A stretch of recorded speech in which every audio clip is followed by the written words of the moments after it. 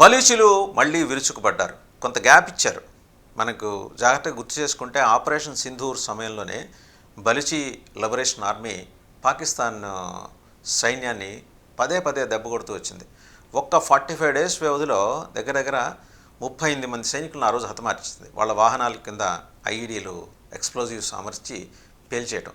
Pakistan army బలూచిస్తాన్లోకి వెళ్ళటానికి వెన్నులో వణుకు పుట్టించే విధంగా బలూచీలు అటాక్ చేస్తూ వచ్చారు.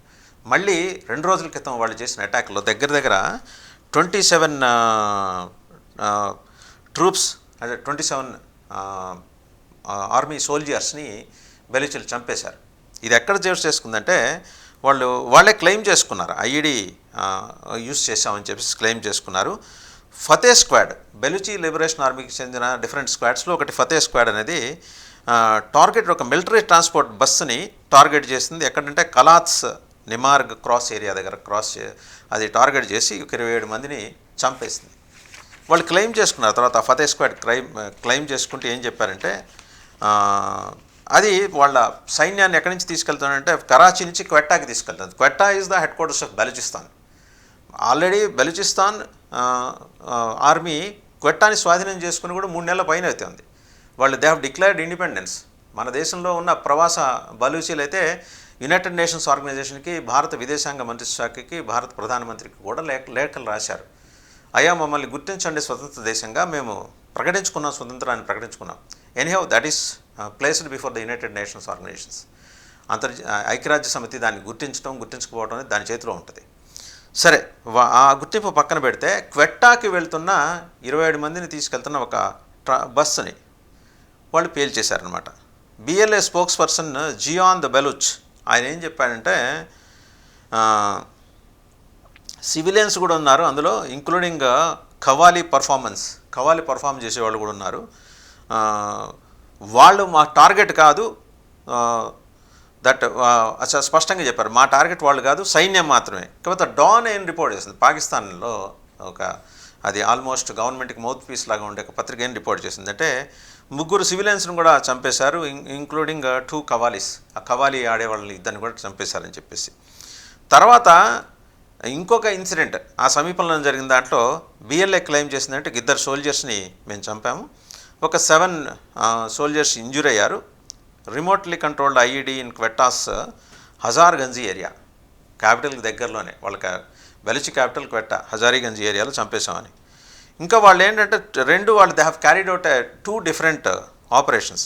ట్యూస్డే అయితే వాళ్ళు కలాస్ ఖజీనా ఏరియాలో మొత్తం 4 సోల్జర్స్ని చంపారు మన లాస్ట్ ట్యూస్డే. మొత్తంగా ఏంటంటే బలూచిస్తాన్ లిబరేషన్ ఆర్మీ వాళ్ళు చాలా ఖచ్చితంగా ఏంటంటే పూర్తి స్థాయిలో బలూచిస్తాన్ని స్వాధీనం చేసుకుంటారు. క్వెట్టా అయితే క్యాపిటల్ వాళ్ళ చేతిలోకి వచ్చేసింది. అండ్ పర్సనల్గా మిలిటరీ ఆపరేషన్స్ని మానిటర్ చేయడానికి, క్యారీ అవుట్ చేయడానికి వెళ్ళిన వాళ్ళ Pakistan army chief general Syed Asim Munir అయితే వీళ్ళ చేతిలో పట్టుబడి సావు తప్పి కన్నులు ఒట్టపోయి చివరికి ఇస్లామాబాద్ చేరుకున్న తర్వాత కొన్ని రోజులు రెస్ట్ తీసుకున్న తర్వాత యూఎస్ వెళ్ళారు ఆయన. అది అంటే ఆయనకే పరాభవం తప్పల వీళ్ళ చేతిలో. సో ఇది మెయిన్ ఏంటంటే వీళ్ళ కన్సర్న్ బలూచిస్తాన్ మీద కన్సర్న్ పాకిస్తాన్ కన్నా చైనాకి ఎక్కువ ఉంది. ఎందుకంటే ఇది వెస్ట్ పాకిస్తాన్ ఏరియాలో ఉంది. వీళ్ళు ప్రకటించుకున్న స్వతంత్ర దేశం బలూచిస్తాన్ అనేది ఆ వెస్ట్ పాకిస్తాన్లోనే గ్వాదర్ పోర్ట్, అది చైనా నిర్మించింది. 90% కంప్లీట్ అయిపోయింది. వాళ్ళ ఆపరేషన్స్ కూడా స్టార్ట్ అయినాయి ఆ గ్వాదర్ పోర్ట్లో. కేవలం అంటే చైనా వరకు కొన్ని టార్గెటెడ్ ఆపరేషన్స్ వాళ్ళు చేస్తున్నారు, అవి నడుస్తున్నాయి. కానీ పూర్తిస్థాయి ఆపరేషన్స్ కనుక ఓపెన్ అయితే భారతదేశానికి సంబంధాలు లేకుండా, వాణిజ్యపరమైన సంబంధాలు లేకుండా చైనా పాకిస్తాన్కి కలిపి వేరే వ్యూహం ఉంది వాళ్ళకి. ఇవాళ బలూచిస్తాన్ ఆ వ్యూహాన్ని దెబ్బకొట్టింది. ఒకవేళ గ్వాదర్ పోర్ట్లోకి, సీ పోర్ట్లోకి చైనీయులు ఎవరన్నా అడుగు పెడితే చంపేస్తామని చెప్పి వాళ్ళకి తీవ్రమైన హెచ్చరికలు జారీ చేస్తుంది. వాళ్ళని మర్యాదగా ఉన్న వాళ్ళని పంపించేస్తుంది. వాళ్ళ జోలికి వెళ్ళాల, మీరు దేశం విడిచిపెట్టి వెళ్ళిపోండి, ఇక్కడ మీకు పని లేదని. ఇన్ఫ్యాక్ట్ చైనా అదే ఏరియాలో ఒక ఎయిర్పోర్ట్ కూడా నిర్మాణం చేసుకుంది. ఇన్ఫ్రా రంగంలో చైనాని కొట్టిన వాళ్ళు లేరు, ఏ మాటకు ఆ మాట చెప్పాలి. పోర్ట్లు కానీ, సీ పోర్ట్లు కానీ, ఎయిర్పోర్ట్లు కానీ నిర్మాణం చేసుకుంది. నిర్మాణం చేసుకున్న తర్వాత జరిగిన విషయం ఏంటంటే అక్కడ నుంచి కేవలం అంటే బలూచిస్తాన్ నుంచి గాడిదలను మాత్రం ట్రాన్స్పోర్ట్ చేసుకుని తీసుకుపోతుంది.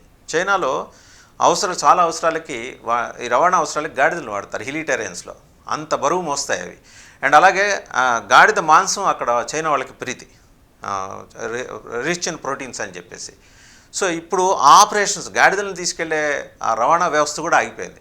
ఈ రెండు ఆగిపోవడం, దాంతోపాటు ఏంటంటే చైనా నిర్మిస్తున్న ఆల్మోస్ట్ కంప్లీట్ కావాల్సిన చైనా పాకిస్తాన్ ఎకనామిక్ కారిడార్ సిపెక్ అంటారు, అది వయా క్వెట్టా నడవాలి, అది ఆగిపోయింది. చైనా ఏంటంటే ఫంబుల్ అవుతుంది. మొత్తంగా వాళ్ళు $50 బిలియన్ దీని మీద ఇన్వెస్ట్ చేశారు, ఈ మొత్తం సిపెక్ మీద కానీ, ఈ సీపోర్ట్ మీద కానీ, ఎయిర్పోర్ట్ మీద కానీ. ఆ ఇన్వెస్ట్మెంట్ అంతా గోడ కొట్టిన సున్నం అయిపోయింది చైనాకి. సో ఇప్పుడు బెలూచీలు వీళ్ళు ఈరోజు పాకిస్తాన్ సైన్యాన్ని హతమారుస్తుంటే పాకిస్తాన్ సైన్యం ఉక్కిరి బిక్కిరి అవుతుంది. బయట ప్రపంచానికి తప్పుడు నెరేటివ్స్ ఇచ్చి మేము అద్భుతం, మేము అసలు అమోఘం, మా దగ్గర టెర్రరిస్టులు లేరు, ఎవరైనా దొరికితే మేము మీకు అప్పచెబుతామని భారతదేశానికి వ్యంగ్యంగా సమాధానం ఇచ్చేవాళ్ళ మంత్రి బిలావర్ భుట్టో.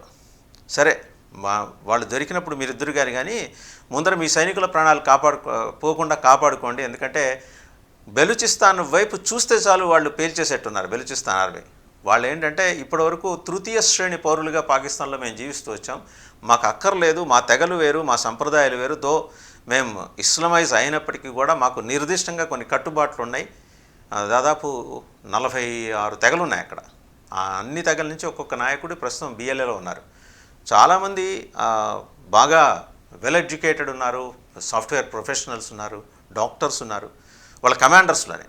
సో ఇంత పర్ఫెక్ట్ ఆర్మీ వాళ్ళు స్వతంత్రాన్ని కోరుకుంటున్నారు. ఇది వెస్ట్ పాకిస్తాన్ వైపు సంక్షోభం. మరోవైపు ఖైబర్ పఖ్తూన్ఖ్వా కూడా అది తను తాను మానసికంగా లిబరేట్ చేసుకుంది, ఆఫ్ఘనిస్తాన్ తోటి అసోసియేట్ అయిపోయి పనిచేస్తుంది. ఇంకా పాకిస్తాన్లో మిగిలిన రెండు ప్రావిన్సులు పంజాబ్ అండ్ సింధ్ ఏరియాలో మనం బిఫోర్ లాస్ట్ మంత్ చూసాం. ఇండస్ వాటర్ ట్రీటీ నుంచి మనం ఆ ట్రీటీని మనం సస్పెండ్ చేసిన కారణంగా సింధు వాటర్ అక్కడికి పోట్లా. దాంతో ఆ నదీ పరివాహక ప్రాంతాలన్నీ ఎడారిలాగా మారిపోయి ఒంటెలు అక్కడ తిరుగుతున్న ఫోటోలు, విజువల్స్ కూడా వచ్చినాయి. కొన్ని చోట్ల ఏంటంటే ప్రజలు రోడ్ల మీదకి వచ్చేసారు, ఆందోళనలు చేస్తున్నారు. సింధు హోంమంత్రి ఇంటిని తగలబెట్టి ఆయన్ని పరిగెత్తించి కొట్టబోతే ఆయన ఏదో మొత్తాన్ని తప్పించుకున్నారు. అది అక్కడ పరిస్థితి. ఇక పంజాబ్ ఒక్కటే, ఆ పంజాబ్ ప్రాంతానికి చెందిన వాళ్ళు వాళ్ళ పాలకులుగా ఉన్నారు. మరోపక్క ఇమ్రాన్ ఖాన్ మీద వేధింపులు, ఒకటి కాదు రకరకాల అంతర్గత సంక్షోభం ఎదుర్కొంటున్న పాకిస్తాన్కి ఈరోజు బెలూచీలు విసిరిన సవాల్ సామాన్యమైంది కాదు.